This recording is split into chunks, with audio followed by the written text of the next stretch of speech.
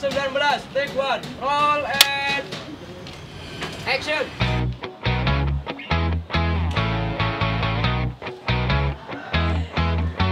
Iya, ini lagi mau interview dulu BTS. Udah. Nah kan nama saya Irfan Rahmat Yutomo. Di sini saya sering dipanggil Ipang. Di web series Paradox ini saya berperan dan bekerja sebagai sutradara. Berawal dari produser kita di web series Paradox ini, si Ipat dipanggil. Ya di sini dia mempunyai suatu project awal di mana ini ingin menunjukkan sebuah kreativitas dalam bentuk film pendek, dan akhirnya kita menunjukkan apa kira-kira film pendek apa yang masih bisa diterima oleh masyarakat dengan mudah diterimanya. Ya ini di website di sini sih. Jadi Pak produser Ipat ini mengajak saya untuk menjadi rekan pertamanya, mendamping beliau dia gitu ya sebagai sutradara. Nama aku Miskin Graha, biasa dipanggil Graha. Di sini sebagai asisten sutradara Paradox. Perkenalkan, nama saya Gus Fauzan. Di sini saya sebagai DOP, Director Fotografi. Awalnya saya lagi di Jogja, saya ada kegiatan kampus di Jogja. Terus suatu malam, seketika ada kawan saya menghubungi saya via telepon, menjelaskan tentang ada project nih, gini, kita ada mau iseng-iseng nih bikin gini-gini, ya iseng-iseng aja gitu kan. Terus apa ya buat web series gitu kan. Cukup tertarik sih, soalnya ya basic saya karena emang suka di bidang seperti ini, bidang ya bisa dibilang fotografi dan videografi mungkin. Tentang makna dari sebuah paradoks ini, yaitu sebuah penyataan yang aslinya itu menentang dari adanya kebenaran, tapi aslinya kenyataan ini memang benar gitu, tapi ditolak dengan orang yang bersangkutan. Kalau dikisahkan di website ini, di mana ada seorang laki-laki yang bingung melabuhkan hatinya ke antara dua wanita, yang dimana dua wanita ini memiliki beda karakter, baik dari karakternya, sifatnya, kepribadiannya yang sangat berbeda. Kekuatannya sebenarnya ada di plotnya ya.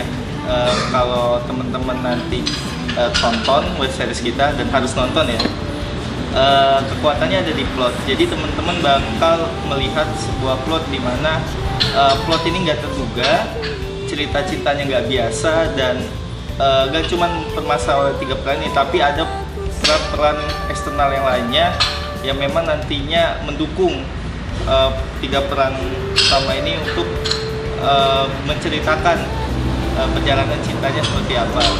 Dan faktor-faktor eksternal ini nggak cuma dilihat dari sisi pemeran kedua, ketiga, dan yang lainnya, tapi bagaimana isu atau masalah yang diangkat sehingga teman-teman pasti merasa bahwa wah, ini cerita dalam banget. Pada pernah nggak sih lagi pacaran nih, lu tuh lebih sayang sama lama hubungannya, bukan sayang sama orangnya. Paradoks ini bercerita tentang seorang laki-laki yang dilema antara pilihan gitu, antara dua pilihan perempuan yang memang dua-duanya dia sayang gitu. Satu memang menyayangi dengan cara yang cuek, tapi yang satu ini menyayangi si cowok dengan cara gimana sih bisa suportif dalam ngedukung si cowok ini, karena kebetulan si cowok ini memang punya jam terbang yang tinggi di kampusnya.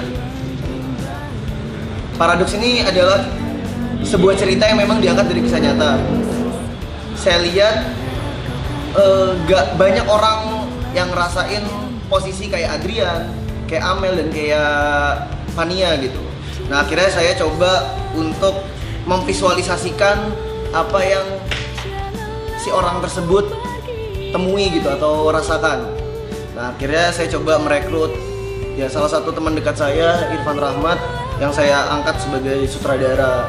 Lalu ada Nugraha juga, dan akhirnya kumpul lah sekitar 16 kru untuk menjalankan proyek Paradox ini.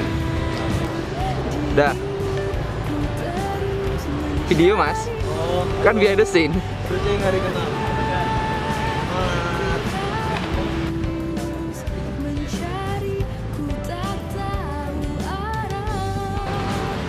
Agus bocor nggak tuh? Ya, untuk kesulitan yang pertama karena cuaca. Kita mulai beraktivitas atau kita mulai mengerjakan ini di bulan September tahun 2018, selesai di hampir di pertengahan, mungkin bisa dibilang pertengahan Desember. Ini cuaca di Malang mungkin sedang tidak bersahabat, sedang sendu-sendunya. Hujan, perubahannya sangat cepat sekali. Pagi panas, siang hujan, malam cerah, malam bisa cerah lagi tapi ada angin gitu.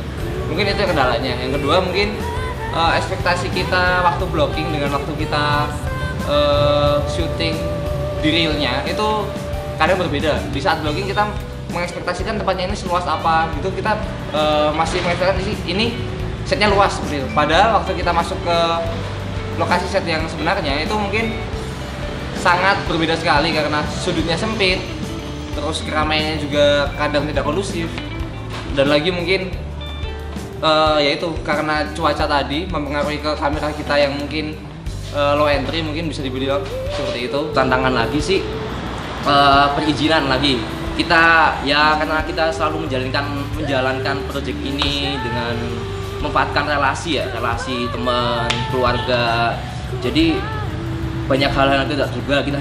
Contohnya sih kayak di sekolah, saat kita syuting di sekolah di SMA Negeri 4 kita kebentur dengan izin gitu. Tapi oke, kita masih bisa lah menghandle itu dengan tenang, dengan kalem lah, dan bisa tetap berjalan syuting di SMA.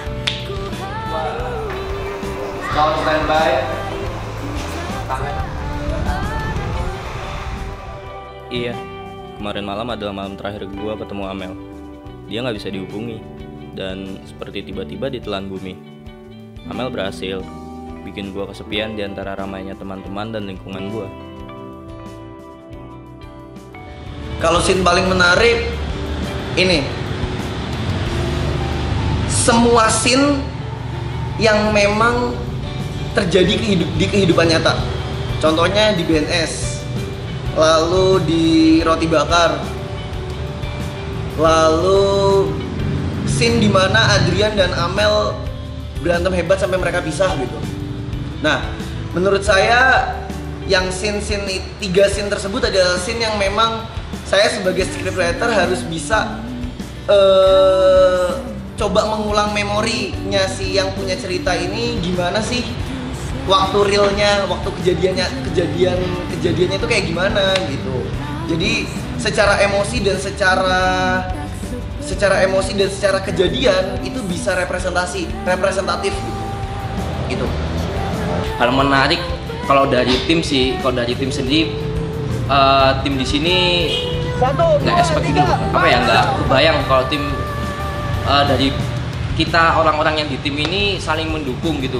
Gimana satu pusing, ada yang ngelawak jadi menghibur gitu. Tapi juga ada yang bikin kesel juga sih ada gitu. Ini gimana sih? Lagi repot-repot malah bercanda aja gitu kan, wah semakin pusing kita. Teman saya juga nih, teman kosan saya yang kebetulan dia baru banget buka kedai kopi di Malang, namanya Antara Kopi, dan saya melihat Antara Kopi ini cukup punya branding yang oke gitu. Dan akhirnya saya ngerasa sayang nih ketika branding yang udah oke ini tidak diteruskan dengan cara yang lebih unik gitu. Karena kalau bisa kita lihat, Paradox ini adalah web series pertama UMKM yang ada di Malang gitu, khususnya di kedai kopi. Dan ini saya berharap lewat ini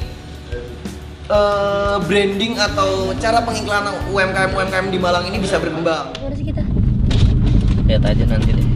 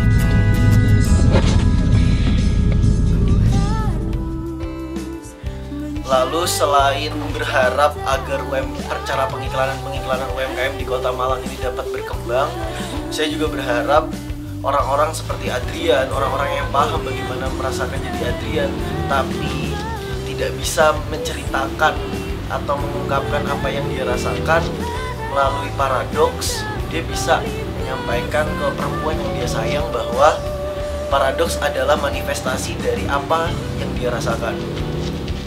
Saya harap paradoks ini sebagai karya anak-anak di Malang itu bisa diterima sama masyarakat luas.